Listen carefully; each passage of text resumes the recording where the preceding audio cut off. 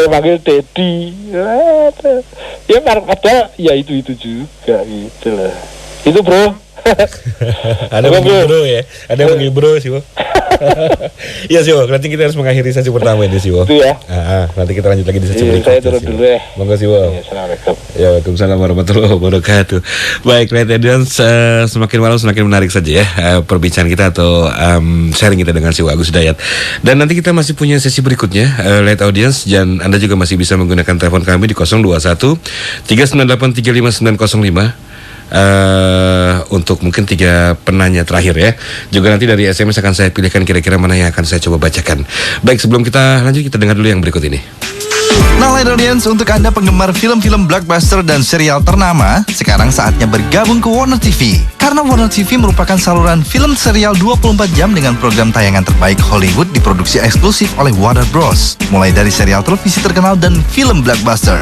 Nikmati beragam serial televisi di Warner TV seperti Dark Blue Season 2, Rizzoli dan Ailis, serta serial musim baru seperti V Season 1, Fringe Season 2, The Vampire Diaries, Smallville, DOC, ER, La Femme Nikita, Gilmore Girls, Veronica Mars, Gossip Girls, Privilege, Cold Case, Southland, dan masih banyak lagi, dan telah dilengkapi dengan subtitle dalam bahasa Indonesia. Tunggu apa lagi? Segera berlangganan Warner TV di Indovision sekarang juga. Anda akan mendapatkan kesempatan memenangkan grand prize berupa trip ke Australia atau hadiah menarik lainnya berupa iPhone 4G, mini DV camcorder, digital kamera, serta souvenir eksklusif menarik dari Warner TV. Jika Anda berlangganan paket Galaxy atau Super Galaxy selama Desember 2010 hingga Januari 2011, segera kunjungi dealer Indovision terdekat di kota Anda atau hubungi 0807 177 8899 atau 021 582 5525. Ingat, Indovision, bukan yang lain.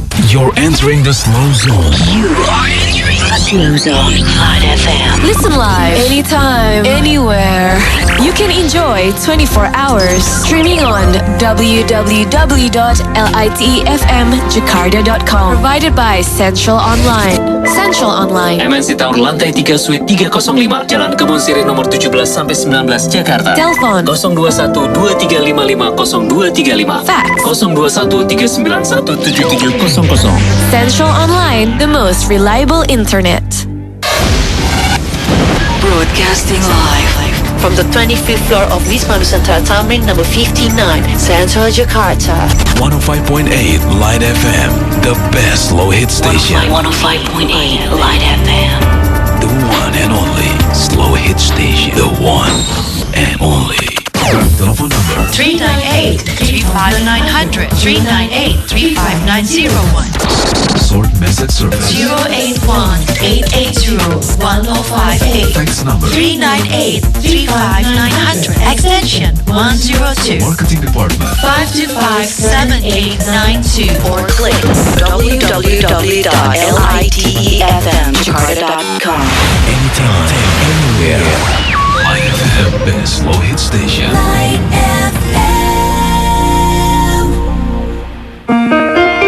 Berproses menuju kesejatian diri.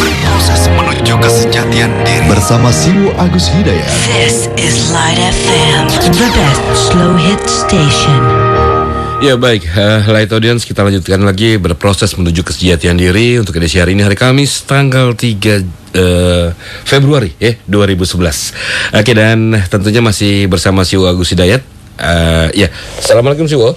Waalaikumsalam. Assalamualaikum bro. Waalaikumsalam warahmatullahi wabarakatuh. Baik, kita coba terima 3 penelpon dan saya sudah akan mencari 3 SMS yang sudah masuk ya. Silakan dari telepon dulu 021 398 35905. Ya, silakan. Assalamualaikum.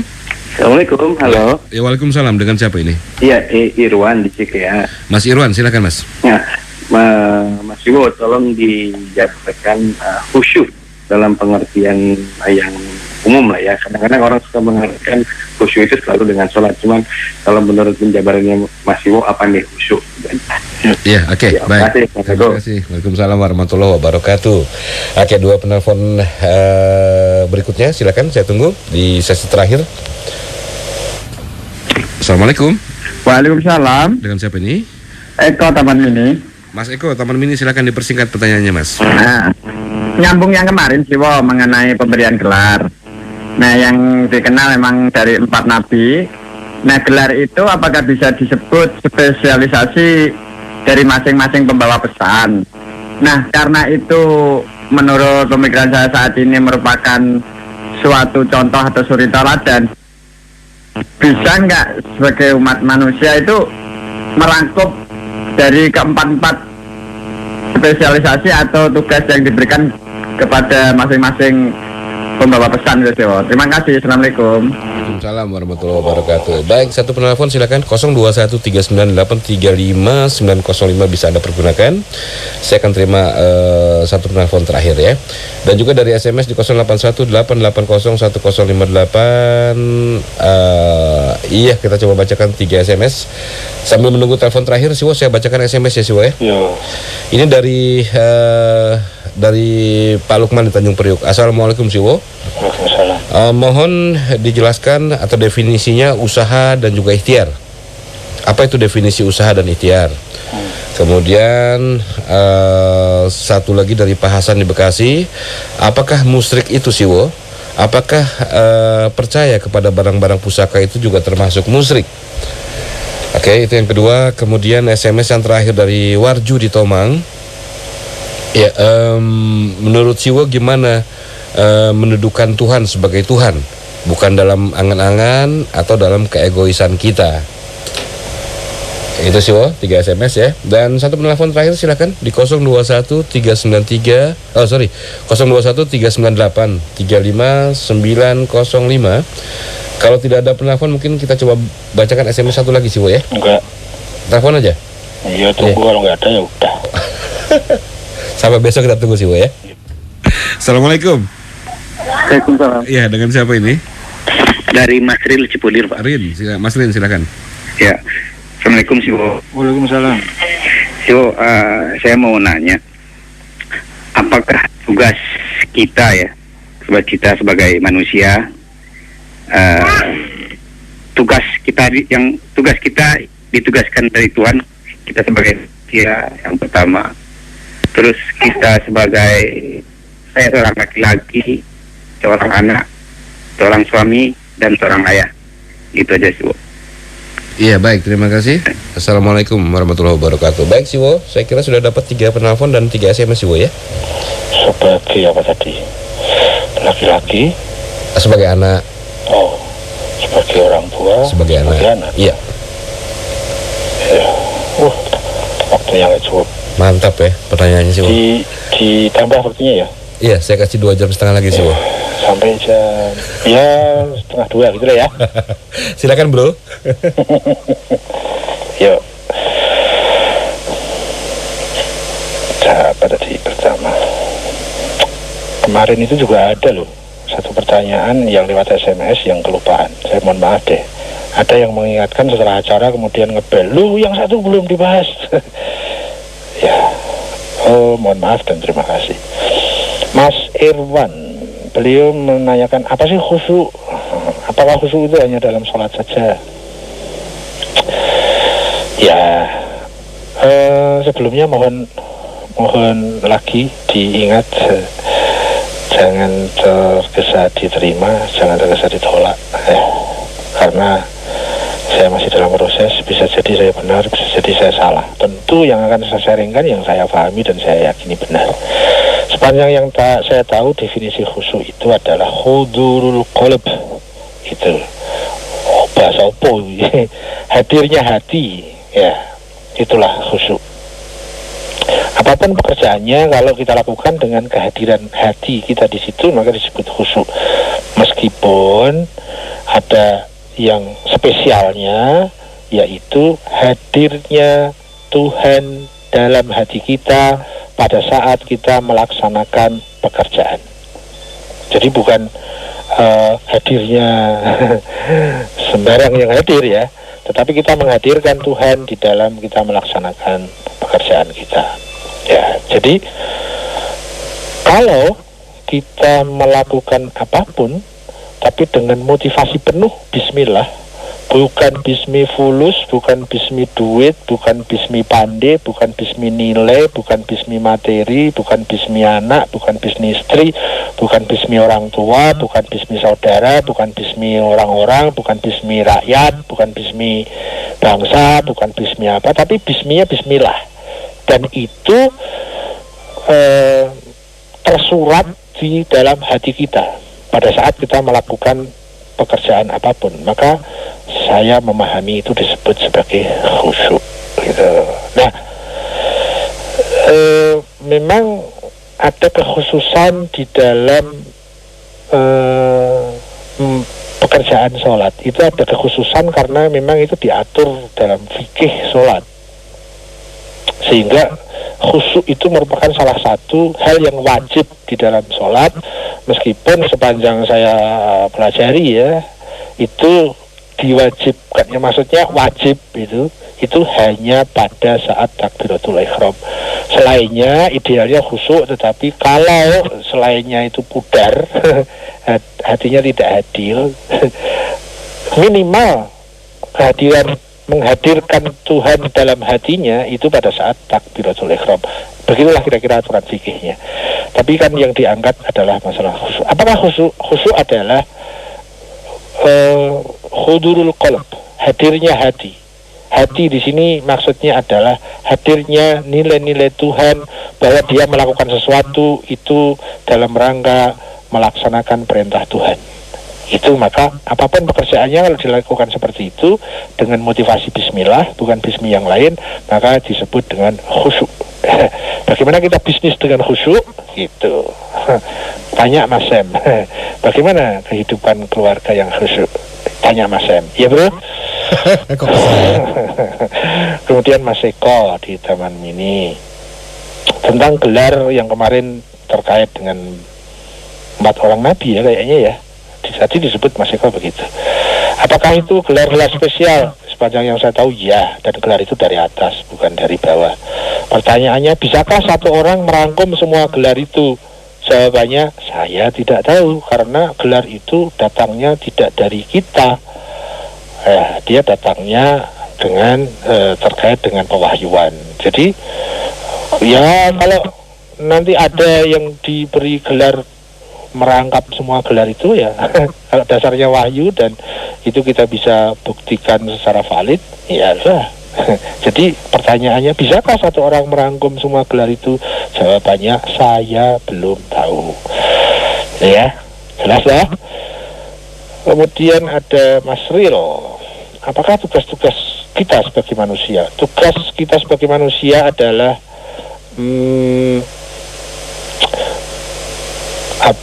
menghamba kepada Tuhan, beribadahlah tugas kita itu.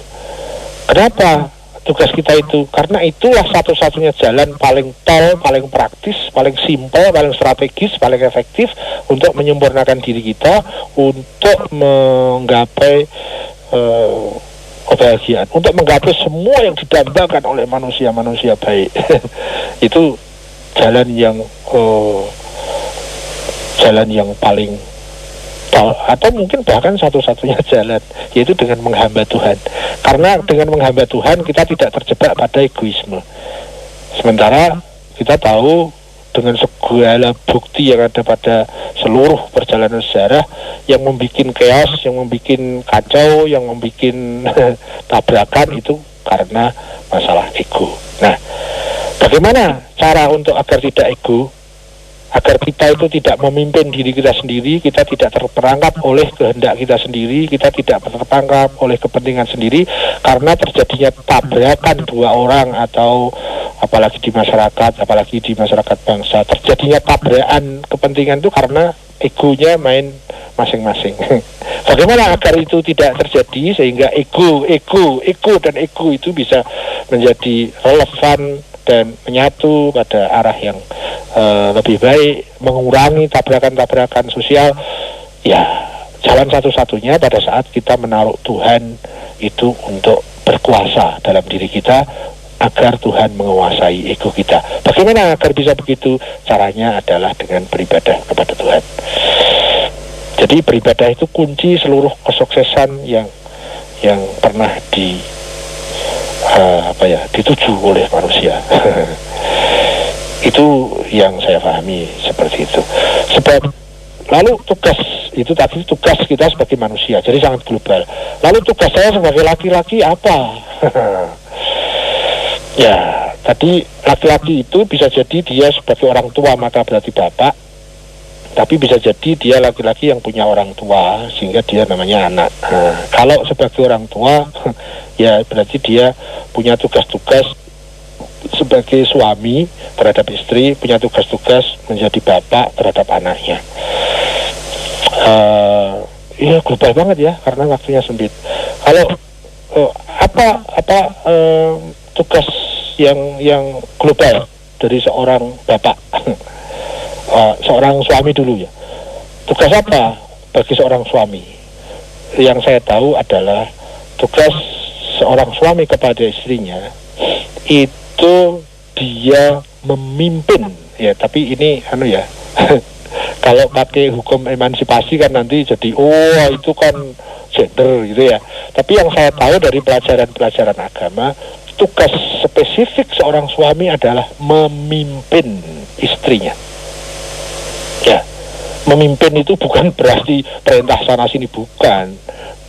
Pemimpin sebagai seorang pemimpin itu dia berarti dia menafkahi, melindungi, menyayangi, mendidik, dan dia bertanggung jawab terhadap apapun yang dilakukan oleh istrinya.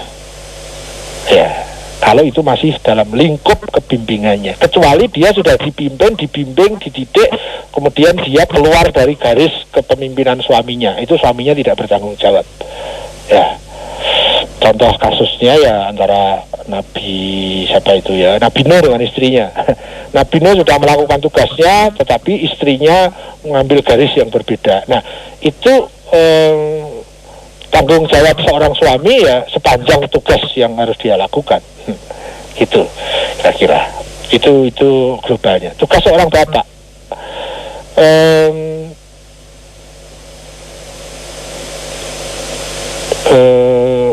Hampir sama ya seperti tadi. Dia terhadap anak itu dia harus menjadi pemimpin. Pemimpin itu mencakup banyak hal. Melindungi, menafkahi, memberikan sarana-sarana pendidikan, ekonomi, sosial, politik bagi anak-anaknya. Ya. Sepanjang dia sudah melaksanakan tugas itu dengan baik, tapi anaknya setelah dewasa mengambil jalur yang beda, misalnya dia menjadi anak yang buruk gitu. Sepanjang bapaknya itu sudah melaksanakan tugasnya dengan baik, maka keburukan anak yang sahamnya bukan dari bapak, itu bapak tidak ikut bertanggung jawab. Ya. Nah, seorang bapak dan seorang suami itu kan ada pada seorang diri seorang laki-laki tadi kan, Mas Rel tadi kan. Suami, bapak, ini dia bertanggung jawab kepada seluruh yang terjadi pada istri dan anaknya. Sementara kalau istri itu tidak bertanggung jawab kepada suaminya. Istri tidak bertanggung jawab terhadap apapun yang dilakukan oleh suaminya.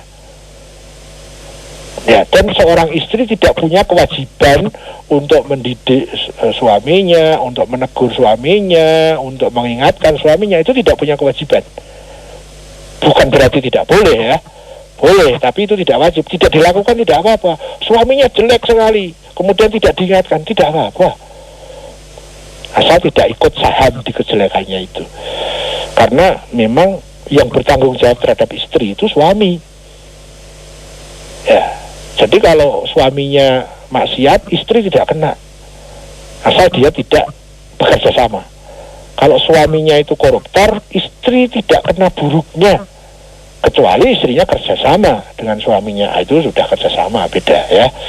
Tapi kalau dalam sisi tanggung jawab, suami bertanggung jawab terhadap istrinya, istri tidak bertanggung jawab terhadap suaminya. Sebagaimana bapak bertanggung jawab kepada istri dan anaknya, istri dan anaknya tidak bertanggung jawab terhadap bapak atau suaminya itu.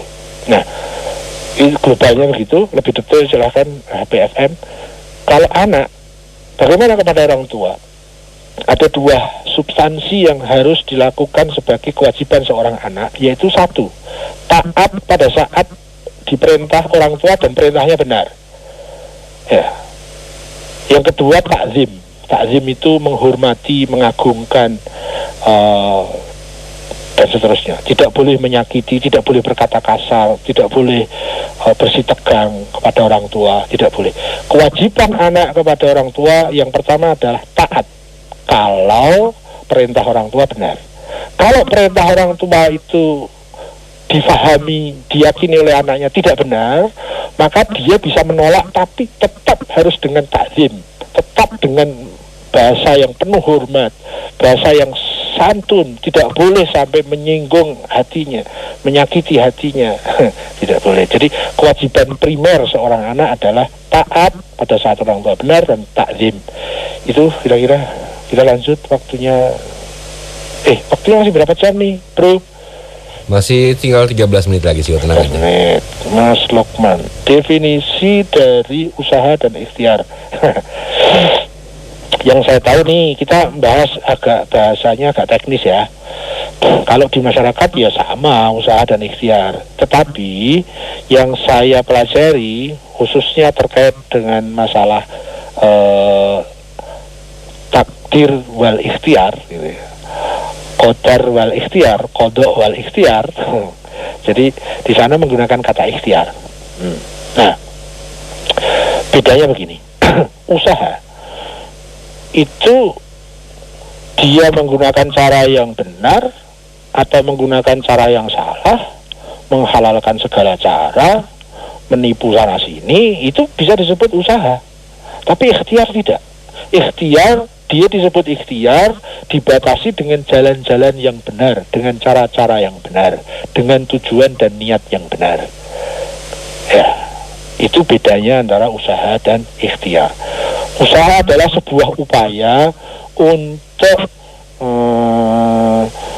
mencapai suatu proses-proses tertentu.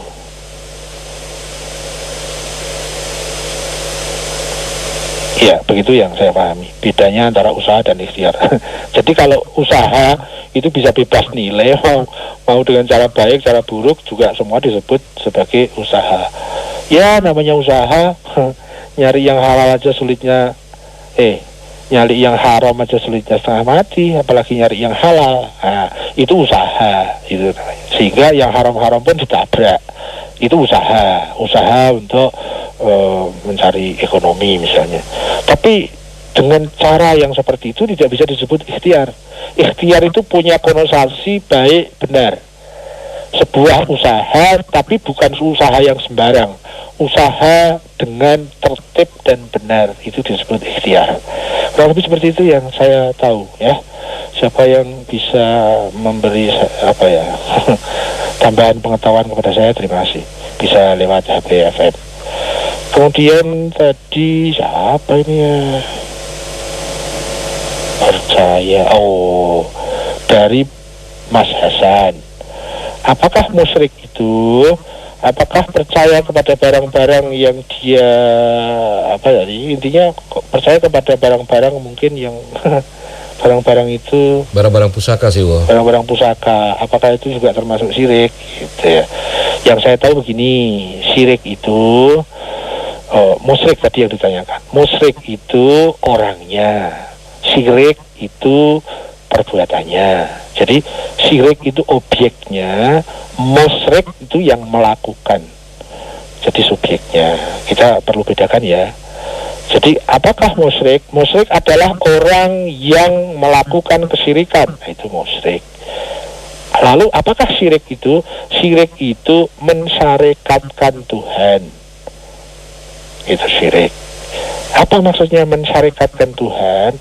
Menduakan atau membanyakkan Tuhan. Syarikat itu kan banyak toh.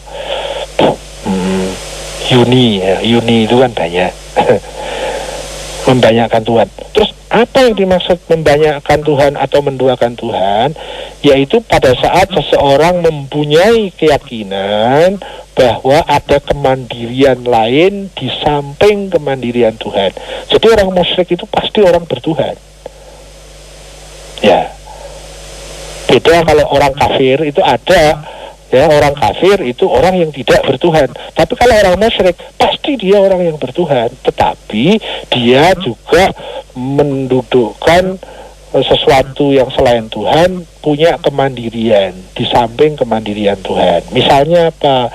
Misalnya dia meyakini bahwa dengan pusaka ini saya menjadi wibawa karena sumber kewibawaan ada pada benda pusaka itu. Nah, kalau keyakinannya seperti itu, maka dia meyakini ada kemandirian lain selain Tuhan. Tapi kalau keyakinannya begini, ini benda pusaka ini bisa mempunyai pengaruh-pengaruh terhadap kewibawaan seseorang karena ada hukum Tuhan yang seperti itu.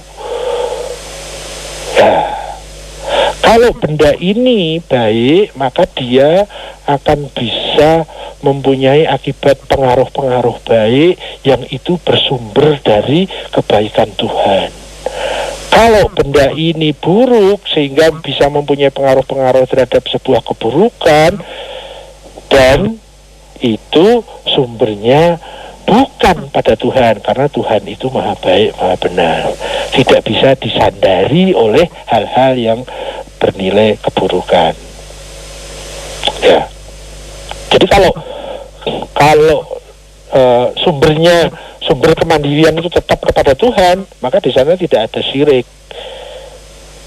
Ya, mungkin nanti ada hukumnya yang lain meskipun tidak syirik ya. Syirik itu batasannya tadi menduakan kemandirian, di samping Tuhan ada kemandirian yang lain. Kalau seseorang itu memandirikan bodrek sebagai obat pusing, tidak dihubungkan bahwa itu tidak mandiri, yang mengatur seperti itu Tuhan. Jadi ada unsur-unsur yang dikehendaki oleh Tuhan bahwa bodrek itu mempunyai sebab akibat, bisa yang minum sebagai sebab akibatnya pusingnya bisa reda misalnya. Nah itu maaf ya saya nyebut bodrek, nggak apa-apa ya, bukan promosi kok. Itu tetap bahwa sumber kemandiriannya kepada Tuhan, itu tidak musyrik. Yang disebut musyrik pada saat menduakan kemandirian selain Tuhan, di samping Tuhan. Begitu deh. Nah, kalau kepercayaan yang tetap bergantung kepada Tuhan, tapi kepercayaannya salah, nah nanti itu bisa hukumnya bisa berbeda-beda. Mungkin jatuh kepada takhayul, mungkin jatuh kepada hal yang kebodohan, jadi ngawur gitu ya. Mungkin juga sampai ke ranah-ranah hukum yang seperti itu haram misalnya gitu ya. Tapi tentang syirik itu ada kotaknya sendiri, ada batasannya sendiri, ada alat ukurnya sendiri. Ya, sepanjang di situ tidak ada unsur menduakan Tuhan, ya tidak masuk ke kotak syirik. Karena syirik itu dan mungkin ini agak penting yang saya alami. Syirik dan tidak itu tidak terletak pada benda apa atau perbuatan apa, bukan. Tapi syirik itu ada pada keyakinan. Ya, jadi misalnya orang pergi ke Gunung Kawi mesti syirik. Enggak mesti. Karena syirik dan tidak itu di keyakinan, bukan ada di tempat Gunung Kawi itu, bukan. Dia punya pusaka, berarti dia syirik. Belum tentu. Karena syirik itu di keyakinan. Kalau dia menyimpan pusaka sebagai kenang-kenangan misalnya, ya tidak ada masalah. Atau dia punya pusaka sebagai pianda, tetapi dia meyakini bahwa ini sumbernya itu ada kepada Allah, ya tidak ada masalah. Bukan syirik. Soal itu benar atau tidak, itu masalah lain, bukan masalah syirik. Kayaknya itu yang saya bisa sampaikan. Terakhir, siapa tadi ya? Mas Warju, tentang bagaimana mendudukkan Tuhan sebagai Tuhan. Ya begini, ini teorinya gampang tapi prakteknya yang sulit ya. Tapi sulit itu kan karena belum bisa. Semua yang bisa semua mudah kok. Kenapa sesuatu sulit? Karena belum bisa. Kalau sudah bisa ya mudah gitu kan. Nah, proses untuk menuju mudah itu memang ada fase-fasenya. Bagi orang yang tidak mau kesulitan, ya jangan berharap kemudahan. Karena kemudahan itu selalu bersama dengan kesulitan. Ya, kalau kuliahnya cuman SMP ya jangan berharap banyak kemudahan. Tapi kalau dia kuliah sampai S1, S2, tapi dengan segala kesulitannya, ya logis berharap kemudahan setelah lulus dari S1, S2. Seperti itu analoginya. Nah, bagaimana mendudukkan Tuhan sebagai Tuhan? Jadikan dia sebagai dominasi hidup kita. Jadikan dia sebagai komandan saya. Jadi, jangan jadikan selain Tuhan menjadi komandan kita. Jangan jadikan selain Tuhan sebagai dominator kita. Itu kayaknya bagaimana mendudukkan Tuhan sebagai Tuhan. Jadikan Tuhan sebagai pusat gravitasi, dominasi kehidupan kita, sehingga dia berkuasa terhadap kehendak kita, dia berkuasa terhadap perasaan kita, dia berkuasa terhadap pikiran kita, dia berkuasa terhadap rasa dan seluruh aspek kehidupan kita. Maka kita namanya mendudukkan Tuhan sebagai Tuhan. Tuhan yang mana? Tuhan sesuai kadar pencapaiannya masing-masing. Dan yang dicapai itu pasti bukan Tuhan yang sebenarnya, tapi Tuhan sepanjang yang diyakininya saja. Karena Tuhan yang sebenar-benarnya Tuhan tidak pernah mampu dicapai. Bahkan sekedar pemahaman pun tidak bisa mampu dicapai, karena Tuhan itu tak terbatas. Tidak pernah mampu dicapai oleh kita yang terbatasi dengan dimensi-dimensi yang sangat banyak yang membatasi kita. Jadi Tuhan yang mana? Ya Tuhan Anda. Tuhan Anda bisa jadi secara detail beda dengan Tuhan saya. Meskipun secara global sama Tuhan. Tuhan yang mana? Yang menciptakan alam semesta, ya. Tuhan yang menciptakan kita, ya. Tapi pada saat kita detail tentang keadilan Tuhan seperti apa, kesucian Tuhan seperti apa, itu antar kita itu bisa berbeda. Ya, kurang lebih seperti itu. Jadi Tuhan mana yang harus Anda ikuti? Yang Tuhan yang ada pada diri Anda, Tuhan yang ada pada pemahaman Anda, Tuhan yang ada pada kemampuan pencerapan Anda tentang Tuhan. Kurang lebih seperti itu. Dan semoga kita semakin berproses. Amin. Dengan ilmu yang semakin benar. Amin. Dengan keyakinan semakin benar. Amin. Dengan iman semakin bermutu, sehingga kita relatif semakin mampu memahami tentang Tuhan, semakin mendekati dengan pemahaman Tuhan sebagaimana mestinya. Amin. Karena ya Tuhan seseorang sangat tergantung kepada kapasitas orang itu. Anak saya menyebut Tuhan, tapi maknanya berbeda dengan bapaknya yang menyebut Tuhan. Itu. Anak saya pernah bilang, ayo bapak nanti tak bilang ke sama Tuhanku loh, gitu. Ya itu Tuhan menurut dia, gitu ya. Kenapa sih gitu? Iya bro, waktunya bro. Iya, kelihatannya kita harus mengakhiri acara ini sih untuk saat ini. Insya Allah besok kita minggu depan kita ketemu lagi ya. Katanya besok. Insya Allah minggu depan. Takziah nggak? Iya, insya Allah. Takziah nggak? Takziah ya. Takziah, Melayu. Takziah nggak? Iya sih, tenang aja. Takziah ke Mesir, maksudnya ke Mesir. Iya, tenang aja. Itu saudara-saudara sekalian, light audience, kok lupa?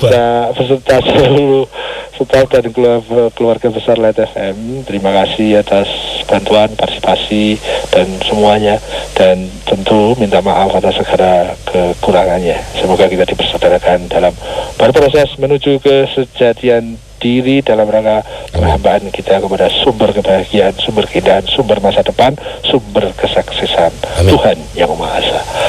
Mohon pamit. Assalamualaikum warahmatullahi wabarakatuh. Waalaikumsalam warahmatullahi wabarakatuh. Terima kasih Siwa Agus Hidayat dan Light Audience. Dengan demikian berarti sudah acara berproses menuju kesejatian diri untuk edisi hari ini, hari Kamis tanggal 3 Februari 2011. Insya Allah minggu depan di jam dan waktu yang sama kita akan kembali sharing bersama Siwa Agus Hidayat.